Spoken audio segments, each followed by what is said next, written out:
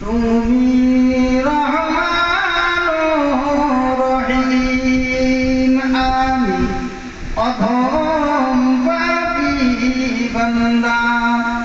তুমি রহমান রহিম, আমি গুনাহগার মওলা। তুমি দয়া অসীম, আমি অধম পাপী বান্দা। তুমি রহমান রহিম। আল্লাহুম্মা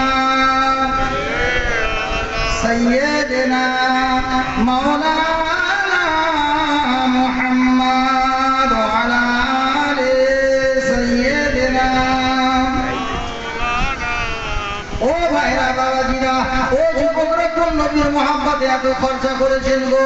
আমার যুবক বন্ধুদের কাছে আমার আলোচনা, আমার এই চন্দ্রপুর অঞ্চলে প্রত্যেক পাড়ায় পাড়ায় জলসা। আল্লাহ পাক আমার যুবক ভাইদের ধন দৌলত দিয়েছেন, আমার নবীর মহব্বতে খরচা করেন, আমার কোনো আপত্তি নাই। আমার একটা অনুরোধ থাকবে ভাইয়ার, নবী প্রেমিক হতে হবে। যে নবীর আদর্শের কথা শুনলে, 40 বছরের জীবনী শুনলে যদি আপনার নামাজ ইবাদত হয়, তাহলে সেই নবীর একটা আদর্শবান হতে পারলে আল্লাহ পাক 100 শহীদের দরজা আল্লাহ পাক আপনার আমার আমলনামায় দেবে। বলে সুবহানাল্লাহ। আল্লাহ বললেন, জিজির করছে কেন? আমার ডিসপ্লেটা কাটাতো, টিভি হলে সেই মা আমিনা নবীকে বলেছিলেন, যাহারে এই সময়টা আমার স্বামীটা বেঁচে থাকতো, আমার এই বাচ্চা যখন খেলাধুলার উপযুক্ত হয়ে যাবে, আমার বাচ্চাকে মক্কার বাইরে থেকে খেলনা কিনে দিত, আমার বাচ্চা খেলত। কিন্তু হায়, মায়ের পেটে আমার বাচ্চা বাচ্চারা হয়ে গেল, আমার বাচ্চাকে কে খেলনা কিনে দেবে?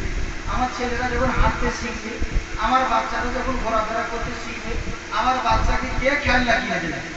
মা আমিনা বলছি, আল্লাহ পাক বলেন, এ আমিনা, কি বলছো তুমি? আরে তোমার স্বামী যদি বেঁচে থাকতো, তোমার ব্যাটার ধরে কিসের খেলনা কিনতো মক্কার বাজার থেকে? হয় টিনের খেলনা কিনতো, নতুন প্লাস্টিকের খেলনা কিনতো, নতুন রূপোর খেলনা কিনতো, কি সোনার খেলনা কিনতো, কি লোহার খেলনা কিনতো। আমি আল্লাহ বলছি, আমার হাবিবকে খেলাধুলার বয়স হতে দাও না। আমার হাবিব আমার চাঁদের সাথে খেলবে, আমার হাবিবের আঙুলের ইশারাতে আমি চাঁদকে দুখণ্ড করে দেবো। জোরে বলে সুবহানাল্লাহ। চাঁদে একটা দাগ আছে না, আমার নবীর আঙুলের ইশারায়। তাহলে সেই নবী, যে নবীর আঙুলের ইশারায় আকাশের চাঁদ দুখণ্ডিত হয়, আর সেই নবীর আদর্শবান হতে পারলে আপনার আমার জীবনের আর কোনো কষ্ট থাকবে না বাবা। যার কারণে ইহুদি রাষ্ট্রে, খ্রিস্টান রাষ্ট্রে সর্বদা আপনার আমার নবীর আদর্শ। কিছুদিন আগে পূর্ব মেদিনীপুরের চণ্ডীপুর গ্রামে আপনার আমার নবীর আদর্শের প্রতি, এই 15 দিন আগে কথা বলছি আপনাদের সামনে, এই মেদিনীপুরের পূর্ব মেদিনীপুরের চণ্ডীপুর গ্রামে আপনার আমার রসুলের মহান আদর্শের প্রতি কুরুচিকর কথা বলেছে।